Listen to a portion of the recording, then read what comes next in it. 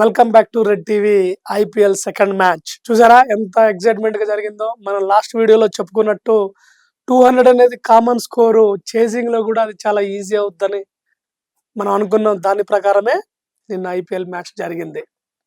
వాంకడే స్టేడియంలో జరిగింది. చాలా ఎక్సైటింగ్ మ్యాచ్. బ్యాటింగ్ బాగా అనుకూలం ఉండేలాగా ఉంది. బౌలర్లు కూడా బాగా కష్టపడ్డారు. ఫీల్డింగ్ బాగా జరిగింది. IPL second match favourite IPL title favourite జట్టు ముంబై ఇండియన్స్ గెలిచింది కలకత్తా నైట్ రైడర్స్ మీద. వాళ్ళు 19.1 ఓవర్లో చేశారు. Top highest chase score. అయితే మ్యాచ్ ఎలా సాగిందో, ఫస్ట్ ఇన్నింగ్స్ ఎవరు ఆడారో, ఎవరు ఏ విధంగా పర్ఫామ్ చేశారో ఒకసారి చూస్తే మీకు ఇందులో అజింక్య రహానే కలకత్తా నైట్ రైడర్స్ నుంచి మంచి బ్యాటింగ్ చేశాడు. మనందరికీ తెలుసు అతను మంచి బ్యాట్స్మెన్ అని, ఎక్సలెంట్ స్ట్రోక్ మేకర్ అని, టైమింగ్ క్లాస్, తర్వాత ఆయన షాట్ సెలక్షన్ ఎంత బాగా ఆడతాడో మనకు తెలుసు. అతను చాలా బాగా అద్భుతంగా ఈ ఐపీఎల్ మ్యాచ్ లో దగ్గర 67 స్కోర్ చేశాడు. తర్వాత రఘువంశీ మన రంజీ ప్లేయర్ చాలా బాగా ఆడాడు. అతను కూడా క్లాస్ ప్లేయరు. ఇట్లా ఆడిన కొత్త ప్లేయర్సే బాగా సానబట్టి వండర్ఫుల్ గా తయారైపోయిన తర్వాత వాళ్ళు ఇండియన్ T20 జట్టుకు సెలెక్ట్ అవ్వడం, తర్వాత వన్డే జట్టుకు సెలెక్ట్ అవ్వడం కూడా జరుగుతుంది. అకార్డింగ్ టు క్లాస్, తర్వాత గేమ్ మీద ఉన్న డెడికేషన్ తోనే ఇలాంటి వాళ్ళు బయటకు వస్తారని మనం ఆశిద్దాం. ఫినాలన్ ఇతను కూడా చాలా బాగా ఆడాడు. తర్వాత రింకు సింగ్ వీళ్ళు కూడా 30+ స్కోర్ చేశారు. అలన్ 37 చేస్తే రింకు సింగ్ 33 స్కోర్ చేశాడు. బాగా బ్యాటింగ్ గడిచింది, బాగా బ్యాటింగ్ చేశారు. మీకు టోటల్ స్కోర్ వచ్చి 224 వికెట్స్ ఆఫ్ లాస్. 4 వికెట్లు పోయిన తర్వాత 220 స్కోర్ చేశారు. It is the top score. చాలా పెద్ద స్కోరు ఐపీఎల్ మ్యాచ్లో.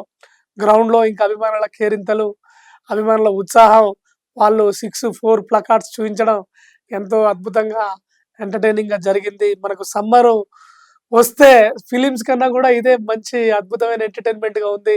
మన బ్రాడ్కాస్టింగ్ కానీ, టెలివిజన్స్ కానీ అందరూ బాగా ఈ సమ్మర్ అకేషన్ ని బాగా ఎంజాయ్ చేసే ఐపీఎల్ లో మంచి మ్యాచ్ జరిగిందని మనం చెప్పొచ్చు.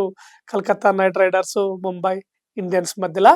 సో స్కోర్ విషయానికి వస్తే 220-4. ఇందులో బాంబే బౌలర్స్ ఓ ట్రిక్ ప్లే చేశారు. శార్దూల్ ఠాకూర్ ని స్లో బాల్స్ వేయించారు. మీడియం పేస్ అంటే ఫాస్టెస్ట్ బాల్స్, అంటే మనకు బౌలింగ్ సైడ్ బాంబే ఇండియన్స్ బాగున్నారు, బూమ్రా ఉన్నాడు. వాళ్ళు కాదని శార్దూల్ ఠాకూర్ కు ఎక్కువ ప్రయారిటీ ఇచ్చి శార్దూల్ ఠాకూర్ మీడియం పేస్ వేయడం వల్ల స్లో బాల్స్ కే 110, 113, 103, 112 ఆ స్పీడ్ బౌల్ తోనే 3 వికెట్స్ తీసుకున్నాడు శార్దూల్ ఠాకూర్. సో ఈ విధంగా ఫస్ట్ ఇన్నింగ్స్ అయిన కేకేఆర్ నడిచింది bowling, batting and fielding side.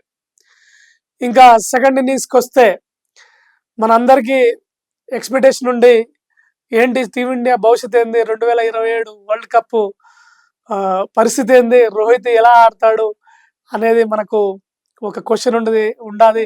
అందరూ అదే ఆలోచిస్తున్నారు. కానీ సర్ప్రైజింగ్ గా రోహిత్ శర్మ చాలా బాగా ఆడాడు. ముంబై ఇండియన్స్ తరపు నుండి టాప్ స్కోరర్ గా నిలిచాడు. 78 రన్స్ చేశాడు.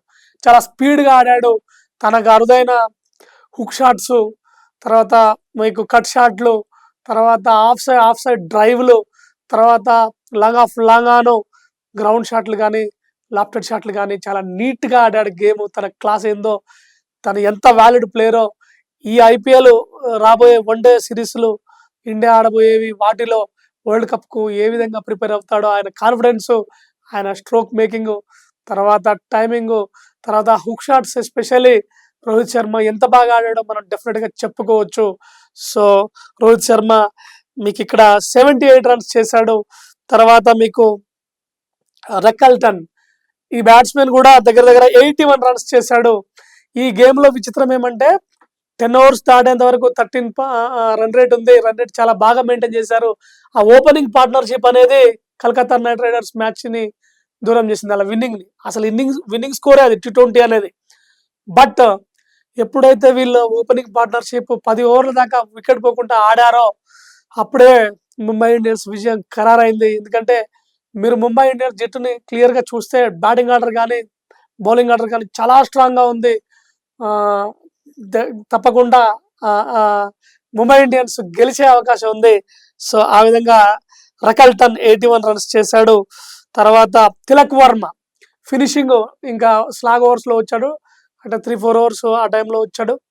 హార్దిక్ పాండ్యా తనదైన స్టైల్లో విన్నింగ్ షాట్లు కొట్టి సాధారణంగా విజయాన్ని ఖాయం చేశాడు. హార్దిక్ పాండ్యా బొంబాయి కెప్టెన్. సో అద్భుతంగా గేమ్ నడిచింది. వీళ్ళు 19.1 ఓవర్స్ అంటే దగ్గర దగ్గర 19 ఓవర్లో ఒక బాల్ అటు ఇటుగా వీళ్ళు చేజ్ చేశారు. 6 వికెట్స్తో విన్ అయ్యారు. సో ఐపీఎల్ మ్యాచ్ సెకండ్ ఈ విధంగా జరిగింది. ఇక్కడ వైభవ్కి ఒక వికెట్, నరైన్కు ఒక వికెట్, మిగతా వాళ్ళకు ఒక్కొక్క వికెట్ బౌలింగ్ ఫెయిల్ అయింది. ఎందుకంటే రోహిత్ శర్మ తర్వాత మీకు రకల్టన్ ఆడిన ఇన్నింగ్స్ విజయాన్ని ఖాయం చేసింది. ఎట్టి పరిస్థితుల్లో కోల్కతా నైట్ రైడర్స్ కి గెలిచే అవకాశమే ఇవ్వలేదు. ఈ కాంపిటీషన్ మీరు క్లియర్ గా చూడొచ్చు. ప్రూవ్ చేసుకోవాలనే విధానం బాగా కనిపిస్తూ ఉంటది.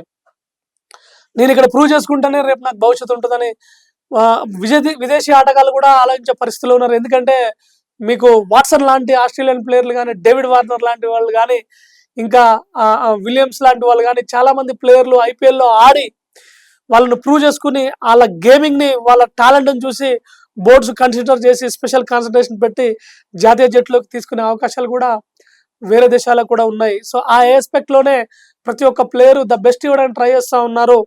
క్యాచెస్ మిస్ చేయకుండా బౌండరీస్ దగ్గర, తర్వాత బ్యాటింగ్ దిగినప్పుడు వాళ్ళు ఫుల్ పొటెన్షియాలిటీ ఎగ్జిబిట్ చేసుకోవడానికి అవకాశం ఉన్న టోర్నమెంట్ కాబట్టి వాళ్ళు బాగా ఆడుతున్నారని చెప్పొచ్చు.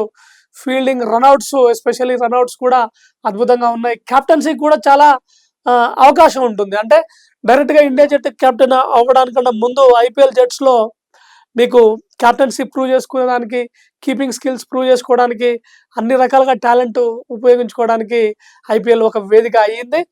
డెఫినెట్ గా ఈ టోర్నమెంట్ చాలా రసవత్తరంగా జరుగుతుంది. ప్రతి జట్టు 200 పరుగులు చేసే అవకాశం కోసం ఎదురు చూస్తారు. అలాగే వాళ్ళు గేమ్ ప్లాన్ చేసుకొని ఆడి జనాన్ని ఎంటర్టైన్ చేసే అవకాశం ఉంది. ఇంకొకటి ఏమంటే ఇప్పుడు క్లాసు, మాసు, రిచ్, పేద అనే అంటే పూర్ అనే తేడా లేకుండా బిగ్ స్క్రీన్ కాంచి, టెలివిజన్ కాంచి ఐపీఎల్ కు చాలా అట్రాక్షన్ ఉంది. అంతా చూస్తున్నారు. ఇంకా డెప్త్ గా మాట్లాడుకుంటే బెట్టింగ్లు ఏమేం చేస్తారో, బెట్టింగ్ రాయిడ్లు, ఆ బెట్టింగ్ మీద ఎంతెంత జరుగుద్దో ఇది కూడా ఒక రకమైన బ్లాక్ బిజినెస్ అయిపోయింది. ఐపీఎల్ ప్రభావం ఆ మాదిరి సమ్మర్ ఎంటర్టైనర్ గా ఇండియాలో ఉంది. That fresh players, seniors combination లో ఉంటూ వాళ్ళకి ఫ్రెష్ ప్లేయర్స్ కి ఎక్స్పీరియన్స్, తర్వాత సీనియర్స్ కు వాళ్ళు రీకలెక్ట్ చేసుకొని వాళ్ళ ప్రోగ్రామ్ ని తీసుకొచ్చే అవకాశం ఉన్న tournament. All the best for IPL. ఇంకా బాగా సాగుతూ టోర్నమెంట్ రసవత్తరంగా, ఎంటర్టైనింగ్ గా 200+ స్కోర్ తో ఫేస్ బాల్ తో మంచిగా నడుస్తుందని మనం ఆశిద్దాం. అయితే దీనికి సంబంధించిన ఒక విచిత్రమైన విషయం ఉంది. అది మనం నెక్స్ట్ వీడియోలో మాట్లాడుకుందాం.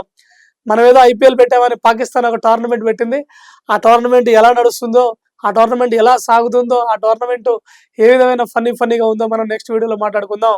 So this is all about the IPL second match. Okay, that's all for now. Thanks for watching Red TV.